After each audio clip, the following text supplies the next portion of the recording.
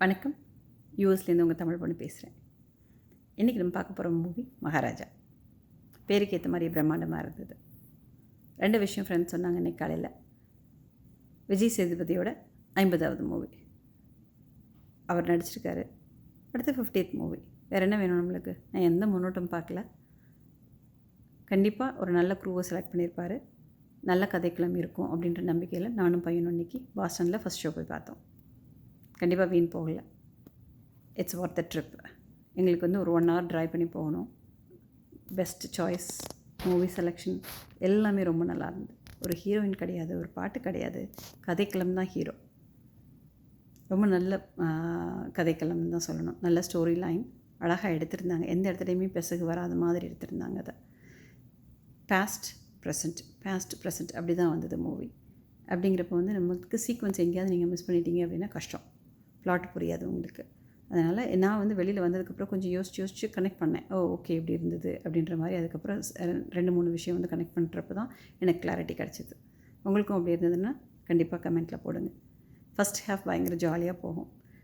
அது வந்து எனக்கு எங்கே கொஞ்சம் ஞாபகப்படுத்துது என்னென்னா, நடுவில் கொஞ்சம் பக்கத்தை காணோம். அந்த படத்தோட ஒரு சாயல் கொஞ்சம் தெரிஞ்சுது. சாயல்னு கூட சொல்லக்கூடாது, அவர் பேசுகிற விதம் அப்படிங்கிறப்ப ரொம்ப ஜாலியாக இருந்தது அது கேட்குறது. அதை ஞாபகப்படுத்துச்சு.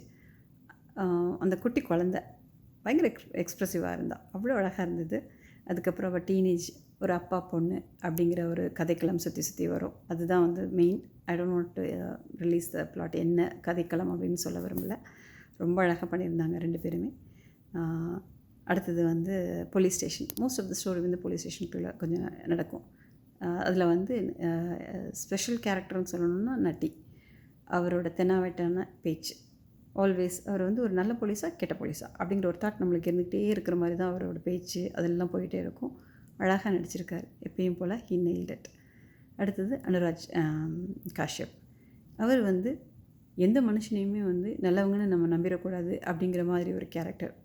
அதை வந்து அவர் நல்லா அவரோட பார்ட்டை பண்ணியிருந்தார். அதுக்கு அடுத்தது வந்து பார்த்திங்க அப்படின்னா நம்ம விஜய் சேதுபதி அவர்கள். He is such a handsome lovely காய்.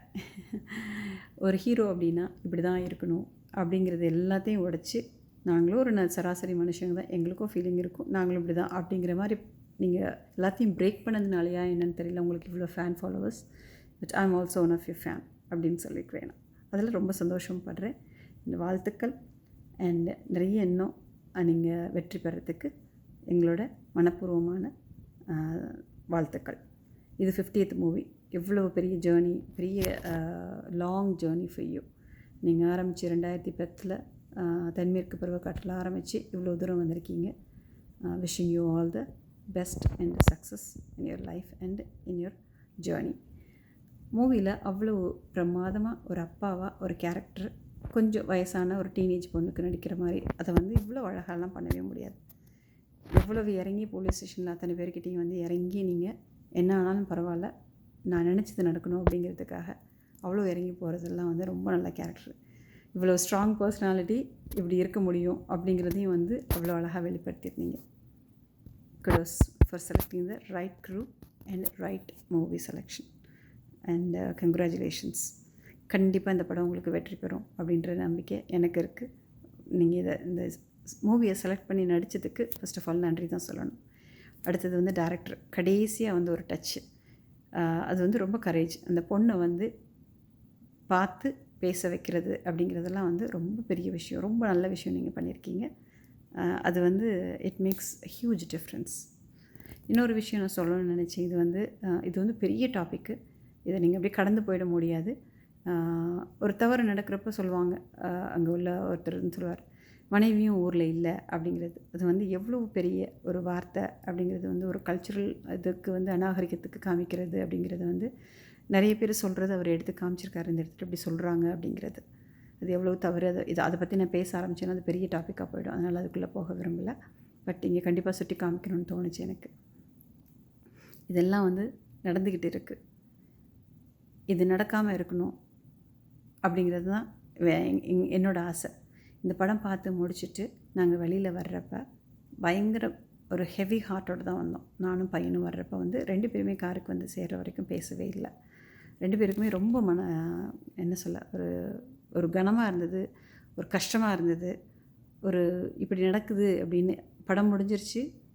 ஆனாலும் வந்து அந்த ஃபீலிங் வந்து போகவே இல்லை. கடைசி வரைக்கும் ஒரு ஒரு ஹெவி ஹார்ட்டோடு தான் வெளில வந்துட்டு காரை ஸ்டார்ட் பண்ணி பேச முடியாமல் இருந்த ஒரு 10 மினிட்ஸ் இந்த 2 பேருமே அமைதியாக தான் வந்தோம். அதுக்கப்புறம் தான் பேசும்போது மூவியை வந்து நிறைய கனெக்ட் பண்ணுறது என்ன அப்படின்னு திரும்ப ஃபுல்லாக பேசிகிட்டு இருந்தோம். இந்த மாதிரி வந்து இந்தியாவில் அப்படி இருக்குது, இப்படிலாம் நடக்குமா அப்படிங்கிறத வந்து பையன் வந்து நிறைய விஷயம் கேட்டுட்ருந்தான் என்கிட்ட. நிறைய டிஸ்கஷன் போணுச்சு. இந்த மாதிரிலாம் பேசினோம். நல்ல ஒரு கதைக்களம் அப்படிங்கிறது தான் நான் சொல்லணும். And yeah, thank you. It's one of the heavy loaded film. And வெளியில் வர்றப்போ வந்து ஈவன் தோ முடிகிறப்போ வந்து அது நல்லது கெட்டது அப்படின்னு இதை சூஸ் பண்ணவே முடியாது. பட் ரொம்ப ஹெவி ஹார்ட் இருந்ததுன்னு தான் நான் சொல்ல முடியும். உங்களுக்கு எப்படி இருக்குன்னு தெரியல, கமெண்ட்டில் போடுங்க. வாழ்த்துக்கள், நன்றிகள்.